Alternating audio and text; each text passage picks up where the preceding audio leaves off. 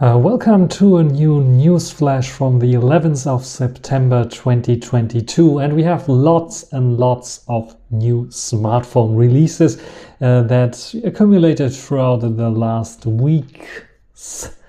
So we first have the Honor 70 that has been released at IFA, and you definitely saw all my video reviews and camera comparison about this smartphone that is clearly made as a mid-range smartphone for vloggers, which is pretty nice indeed. And I really like this phone. I have to say I'm surprised by this phone actually being so good with its large main sensor and also large and good ultra-wide angle sensor here. So the perfect vlogging device in my opinion. So if you did not watch any of those videos, just take a look at my Honor playlist on my channel and you'll find lots and tons of those camera reviews and comparisons of the Honor 70. Otherwise, in other news, of course, we have a new Huawei device. Finally, the Mate 50 Pro. And I don't have the Mate 50 Pro here, I just have this here, which is the Honor Magic 4 Ultimate. And I can go a little bit in my history here back and can grab the predecessor, that is this device, the Mate 40 Pro. And my Mate 40 Pro has a little bit of an issue with the glass that has been like broken here, and this creates sometimes a little bit of haze effects when zooming in or something like this. So yeah, an issue, but we now have a successor to this Mate 40 Pro. The Mate 40 Pro has this hole punch. Let's show it here. It's the same on this one, but this one is working. So it has this one here, which is like a punch hole at the side, a pill-shaped punch hole at the side. And for some reason, Huawei decided to do another Mate 20 and Mate 30 series, which has this here in the middle, like a little notch in the middle, as you can see here. It's definitely a bit smaller than on the Mate 30 and Mate 20 Pro, but there will be a notch on the new Mate 50 Pro. And this is pretty interesting. So they are going a step back somehow to include the newest and greatest face detection. So I think they upgraded the face detection sensors there, the biometric sensors, to be even more accurate, or they were running into issues where they cannot provide this tag anymore. But I think they upgraded the sensors. This is the reason why they are putting it in this notch again. Otherwise, we have a great new design that is, yeah, somehow reminiscent of this one, put together in a way, and also the Mate 20 Pro a little bit at least when you take a look at the front side. On the back side, so we still have this camera island. It is, yeah, more like this here, Magic 4 Ultimate, to be honest. But I think it has a better design, because also the Magic 4 Ultimate has this one glass back here. And what they did here is also this one glass back, as you can see here, it can break. So what they did now is they don't have a whole glass back here. They have the lenses protruding a little bit, so they have glasses, of course, over the lens. But that all the island, I think, is not made of glass. So if this island glass breaks like here, it won't have any effect on the lenses directly, which is, I think, pretty cool indeed. Otherwise, they added nice little features. I think one of the most interesting features is satellite communication, at least for some people who get lost somewhere in the desert or something like this. They have now the option to communicate even if they don't have any normal connection with their cellular provider. They can communicate via the Baidu network, which is, I think, China only so far. I'm not sure if this will work globally. But this is not all. They also upgraded the camera sensors. We get a Sony IMX766. This might be a little bit boring for some people, because we have this on almost all devices, like also mid-range devices, the Zenfone 9, which is like now a flagship. But we have also the Nothing phone that I tested and tried out, for example. And this might be a little bit boring, but what they did is they pulled a Sony. Let me pull a Sony as well. So the Xperia Pro I, for example, has a dual aperture mode. So if I just go in here and I can show you that. Maybe you can see it, I'm not so sure. The main lens, just take a look at it, how it's changing its aperture. It can change the aperture between f2 and f4. And what Huawei did was changing it between f1.4 to f4, and then in more little steps. So this is very, very interesting in my opinion, because this allows you to create this nice background blur with nice, really good bokeh. But if you want it a little bit sharper, just like on other phones for example, close-up shots, where you want not to have so much shallow depth of field, where you want to have everything of this flower, for example, in focus and the rest out of focus, you can dial it down to 1.6, 1.8, 1.9, 2, 2.2, 2.4, 2.6, something up to f4, and you have, I think, 8 or 10 different values that you can set there. So they added a real aperture to the main camera, which is pretty nice. So we have an aperture here, and we had already, Samsung was also doing this, pioneering this, I think, together with Nokia. Back in the days, they also had like such a thing, but they were only switching between two different apertures. Makes sense because the lens, or the sensor behind the lens, is very, very tiny, so it did not really make sense back then. Nowadays it makes more sense because our lenses and sensors are getting more and more big and more towards the 1-inch kind of size. And this IMX766 will be, I think, 1.15 inch if I'm not completely mistaken. So it's definitely smaller than the 1 inch that we have here. Definitely smaller than on the Magic 4 Ultimate. This has 1/1.2 inch, I think. And also smaller than here, which is, I think, 1/1.28, 23 or something like this. Also 1/1.2 inch, I think, size sensors. So very, very larger sensors in comparison to the IMX766. So it might be very interesting to see. But however, we have one f1.4, which is also very interesting, as a wide aperture opening for such a lens that I did not see before. I think f1.6 is the largest that I saw so far on IMX766. So it might be very interesting to see how it's working. Otherwise, and now let me grab another phone, we have a similar camera setup, like not design type, but from the hardware sensors, like on the P50. So we have like this main sensor, 50 megapixel. We have a 3.5 time telephoto zoom lens, OIS, RYYB sensor, of course, just like the main, also RYYB sensor, Huawei's specialty. Huawei has a new kind of cooperation, not anymore with Leica. So what they did is they developed their own imaging system called Ximage, just like Ximage or Ximage system, that should provide you 10 times hybrid zoom that looks like optical zoom. This is what we have here on the P50 Pro, so I guess they improved this further on the Mate 50 Pro.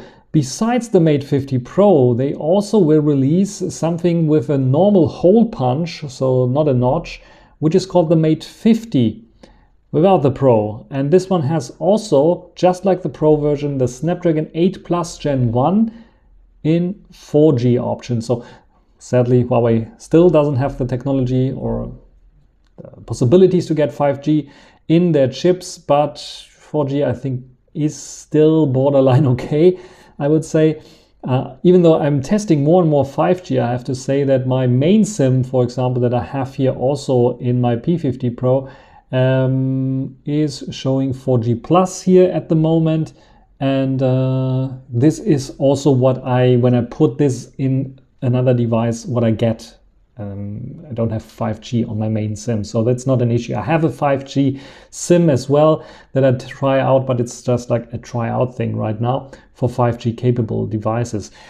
So what else do we have on the Mate 50 Pro? We have a new glass. You can see this is I think, I'm not even sure if it's Gorilla Glass or something like this on the P50 Pro, but they added a new glass that the glass material should be more resistant. I think it should be very comparable to Gorilla Glass, maybe a little bit tougher when it comes to like it falls down and it's not breaking. The same goes for the back, that can be vegan leather in certain configurations, but also a glass back if you want to. And of course, they also have accessories just like on the other devices that they used before, which is pretty nice. And we have also dual stereo speakers on this device. We have ultra wide angle 13 megapixel on the back, the periscope zoom 64 megapixel, 3.5 times zoom, and the 50 megapixel. And I think they also have like another sensor, which is, I think, a sensor for a new light sensor that helps with, I think it's the one here, that helps with getting the right light information for color information, white balance, and so on. And maybe they also have like this fluorescent light kind of thing built in into the Mate 50 Pro. So Mate 50 Pro gets the notch back, so it's yeah, just like a step back into history, unifying all the design aspects of the previous Mate series that they had. And Apple this week, one day later actually, announced their new iPhone 14 series. And actually it's basically the iPhone 13.5, I would say, for most people, because what they did is just the processor from last year, the memory from last year, the battery from last year. The only thing they added is they canceled the mini version. I only have a normal version and a plus version that has now a bigger screen. So that's the only big issue. They added, I think, a new sensor inside that can also detect crashes with your car a little bit better, then help you or give you assistance in this case. Camera sensors and so on also upgraded slightly, but I wouldn't expect too much there, to be honest. I think more interesting is the real upgrade here is only the 14 Pro version that is going away from the notch and says hello to the dynamic island. And the dynamic island is like a throwback from a few years ago when Honor was presenting their View 20, the first smartphone, or one of the first smartphones with a punch hole that had the punch hole not here in the middle, but towards the side. And this punch hole also featured like notifications around those punch hole, like when the camera is turned on, when a notification arrives, and some information. Actually, I never saw that again after the launch, so in later versions it was kicked out basically.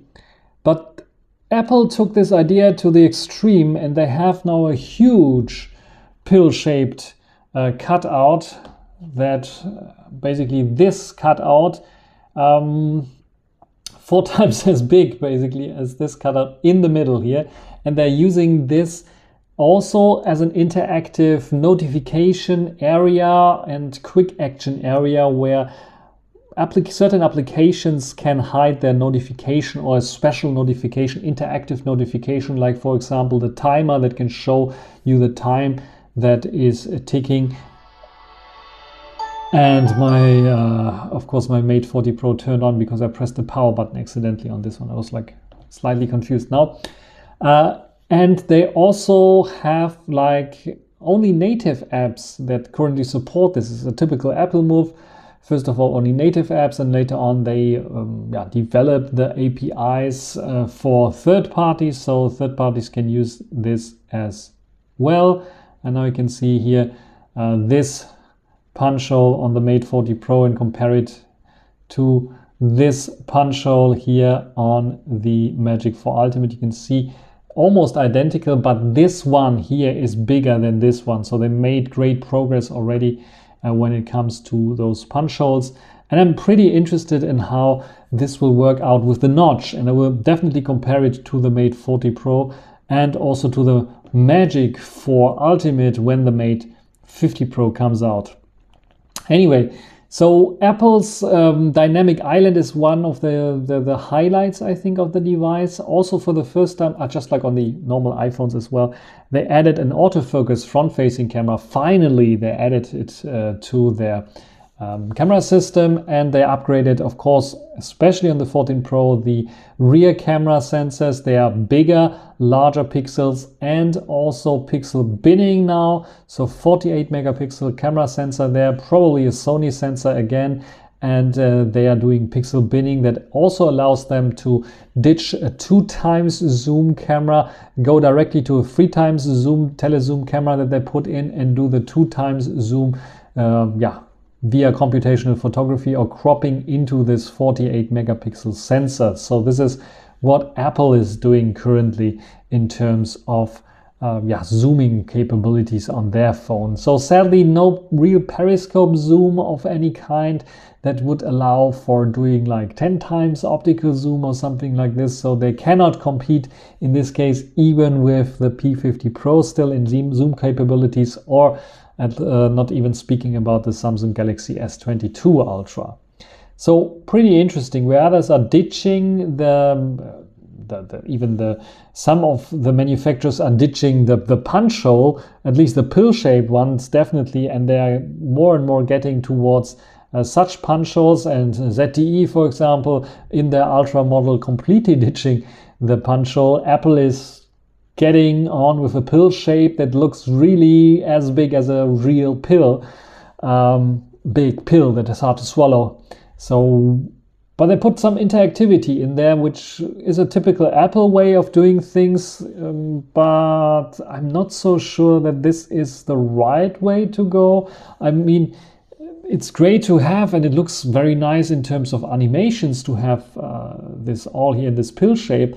But when I get a call and this, I have it up there and I have like smaller hands, bigger screen, I just have to grab up there, even if it's in the middle. It's super, super hard to get to. And I'm not sure if this is the right move to do so. In my personal opinion, I would like, from a usability perspective, I would say just put it somewhere else. But from a designer perspective, Apple just said, okay, it has to be there. It looks good then. But then it's a two-handed phone. Even on the 6.1 inch screen, you probably won't be able to touch there. So this is one of the downsides that I see here. What do you think about this one and about the whole releases this week? I forgot one release, one announcement. Actually, it was a few weeks ago already. Sony Xperia 5 Mark IV will be released as well. And this one will be, let's check out, I have a 1 Mark IV here. A bit different. For the first time in the 5 Mark series, we won't have the same camera setup as we have here on the 1 Mark IV. So they changed up a bit. This periscope zoom, variable zoom lens and technology that we have here on the 1 Mark IV either doesn't fit into the 5 Mark IV or they did not want to put it in. I think it doesn't fit because they keep the same large battery as in the 1 Mark IV, 5000 milliampere hours in the 5 Mark IV, and together with a 1080p screen, 120 Hz per second AMOLED that is also brighter, again probably as bright as the 1 Mark IV, we will see fantastic battery life, I'm pretty sure, especially with the newer processor, even though it's still the same processor as in the 1 Mark IV, so it's the Snapdragon 8 Gen 1, not the 8 Plus Gen 1, we will probably see good battery lives.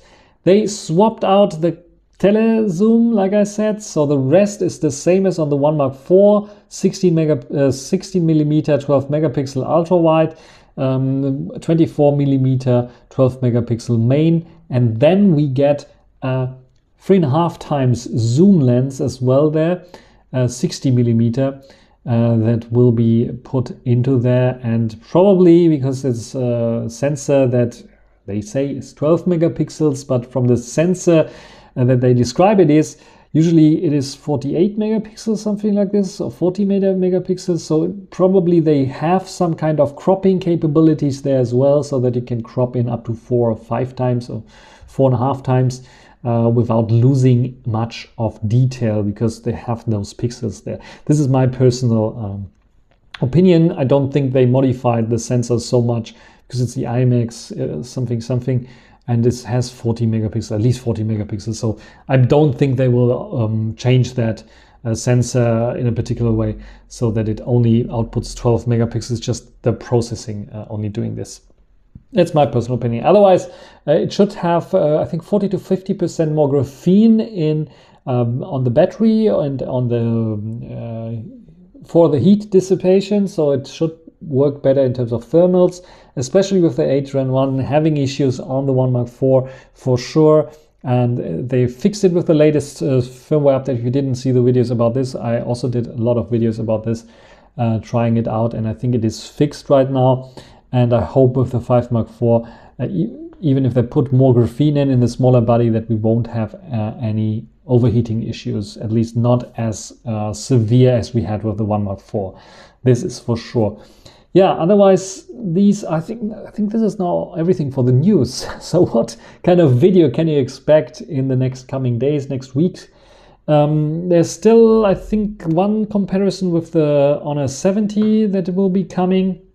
There will be a comparison raw videos, this one here against this one here. This is Xiaomi 12S Ultra, 1-inch type sensor, almost 1-inch type sensor on the Magic 4 Ultimate. Maybe I also throw in the Mate 40 Pro's sensor and the 1-inch size sensor on the Xperia Pro I. I will do some more professional photos and raw photos and try to compare the raw photos and the capabilities that you will gain throughout all those phones, especially when it comes to recovering highlights and recovering shadows, and how good they can manage this.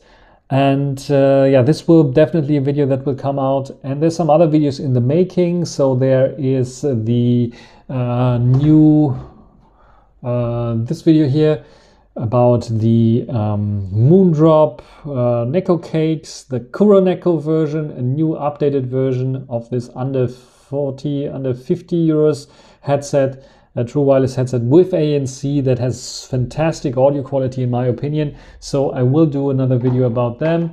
And there are some other videos coming out as well that I really don't remember right now, but I have also some other videos prepared for you. Just for example, let me quickly look. I have like a tablet here that I can quickly look. The Zenfone 9, of course, the Zenfone 9 video against the Nothing phone. Some people were asking me, compare this IMX 766 in gimbal against the non-gimbal version of the Nothing phone. The Nothing phone I cannot show right now because it's already gone back. There will be also a video coming out about my long-term experiences with the Nothing phone. Spoiler alert, it was so la. It is nothing really special, nothing to write home about. So this will be coming in the next coming days, in the next week. And yeah, this is basically everything for this short, probably something longer of a video because I had so many phones to get and to talk about. So what do you think about the new releases of the Mate 50 Pro, the Xperia 5 Mark IV and the iPhone 14 series? Write it down in the comment section. That's everything for the Newsflash of the 11th of September 2022. Hope you enjoyed this, and until the next time, bye.